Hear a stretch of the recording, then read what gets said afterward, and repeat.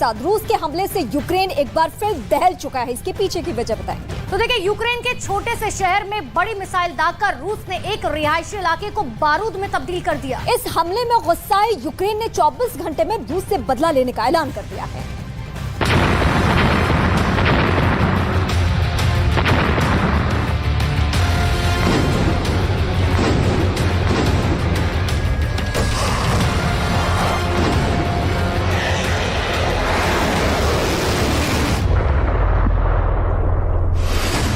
Ukraine का एक शहर एक बार फिर दहला।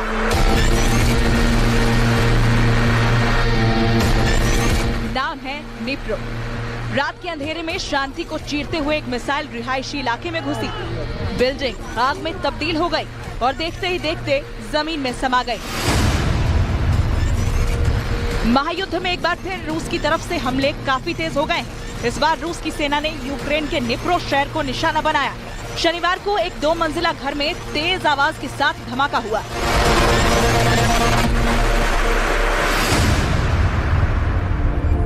पश्चिमी मीडिया की रिपोर्ट के मुताबिक इस हमले में 5 बच्चों सहित 20 लोग जख्मी हो गए हैं और अब भी मलबे में कई लोगों के दबे होने का दावा किया जा रहा है। रूस के इस घातक हमले को ज़ेलेंस्की निजी हमला बता रहे हैं। ज़ेलेंस्की ने इस हमले का एक वीडियो भी शेयर करते हुए पुतिन को टारगेट किया है। ज़ेलेंस्की ने कहा कि विस्फोट के बाद लोग मलबे के नीचे दबे हैं। रूस ने एक बार फिर साबित कर दिया कि वो एक आतंकवादी देश है। रूस की तरफ से हर दिन हो रहे हमलों का यूक्रेनी सेना सामना कर रही है और नेटो से मिले एंटी मिसाइल सिस्टम कई हमलों को नाकामयाब कर रहे हैं और यूक्रेन की सेना यूक्रेन के लोगों के लिए कवच बनी हुई है, जिसके लिए ज़ेलेंस्की ने एक बार फिर यूक्रेन की सेना का शुक्रिया अदा किया। які відзначились найбільше на передовій чи у захисті нашого неба за добу або за тиждень.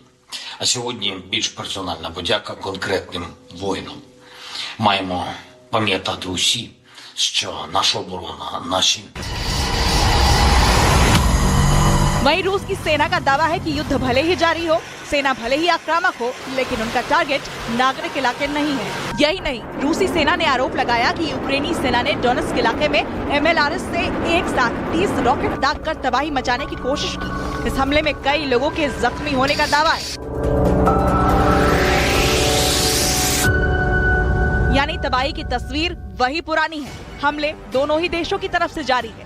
हर हमले का जवाब रूस और यूक्रेनी सेना एक दूसरे को दे रही है। झुकने को कोई तैयार नहीं है। रूस के खिलाफ यूक्रेन की सेना अब मुखर हो चुकी है। ज़ेलेंस्की ने खुल्लम खुल्ला ऐलान कर दिया है। दरअसल ऐलान इस बात का किया गया कि यूक्रेन के कब्जे वाले इलाकों पर चढ़ाई के लिए सेना पूरी तरह से तैयार है। ज़ेलेंस्की का ये चैलेंज महायुद्ध की महाविध्वंसक होने का संकेत दे रहा है।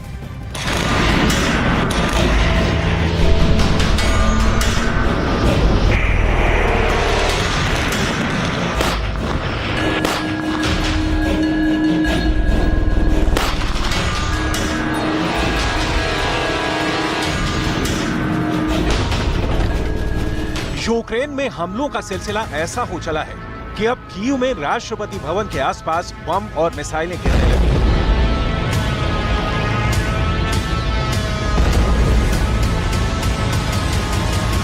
खेरसॉन से लेकर क्राइमिया तक जंग इस तरह से लड़ी जा रही है जैसे इसे पुतिन जल्दी से जल्दी खत्म करना चाहते हैं। पुतिन की पलटन लगातार अटैक पर अटैक कर रही है। टैंक रेजिमेंट्स के साथ साथ रॉकेट रेजिमेंट लगातार गोले और रॉकेट से हमलों को अंजाम दे रही है।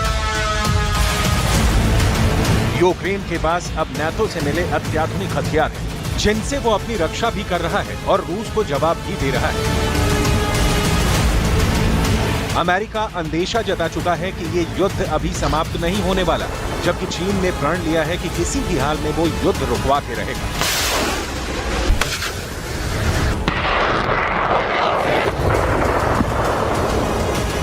लेकिन लगता नहीं कि ये युद्ध अभी रुकने वाला है, क्योंकि रूस लगातार इस युद्ध में नए हथियार उतार रहा है और कहीं ज्यादा खतरनाक हथियारों से हमला कर रहा है। यहाँ तक कि ऐसे हथियारों का इस्तेमाल हो रहा है जो अब तक इंसानी इतिहास में कभी भी कहीं भी जंग में इस्तेमाल नहीं हुए थे।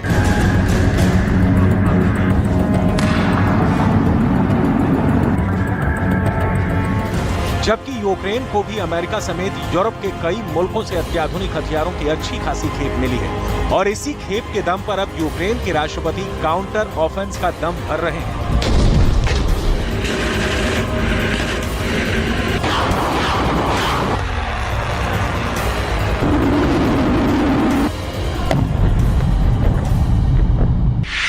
ज़ेलेंस्की ने की बड़ी तैयारी।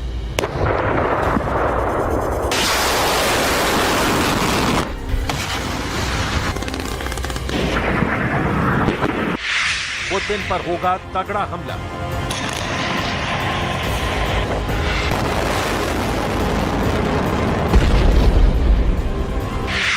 रूस का कब्जा हटाने की कसम।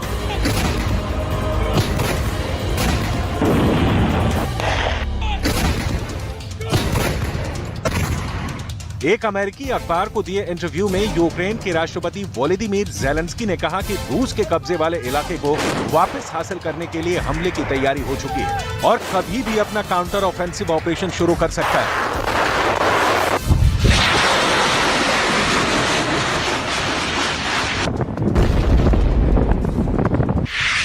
हम रूस के कब्जे वाले क्षेत्र पर फिर से कब्जा करने के लिए अपने लंबे समय से प्रतीक्षित जवाबी हमले को शुरू करने के लिए तैयार हैं। हम दृढ़ता से मानते हैं कि हम सफल होंगे। हालांकि मुझे नहीं पता कि इसमें कितना समय लगेगा, लेकिन हम इसे करने जा रहे हैं और हम तैयार हैं।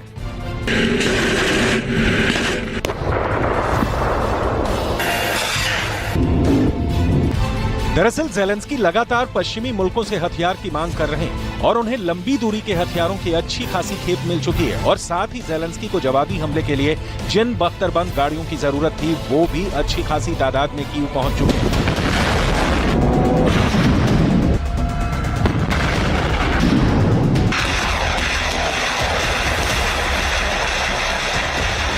वहीं रूस के हमलों को रोकने के लिए रक्षा कवच के तौर पर अमेरिका, ब्रिटेन और जर्मनी से दुनिया के सबसे अच्छे माने जाने वाले एयर डिफेंस सिस्टम भी युद्ध के मैदान में उतर चुके हैं।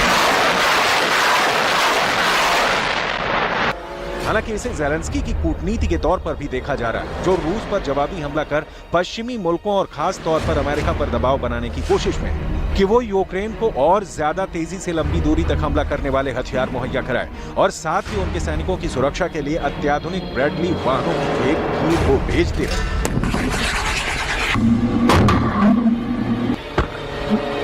Адам, які відзначились найбільше на передовій чи у захисті нашого неба за добу або за тиждень.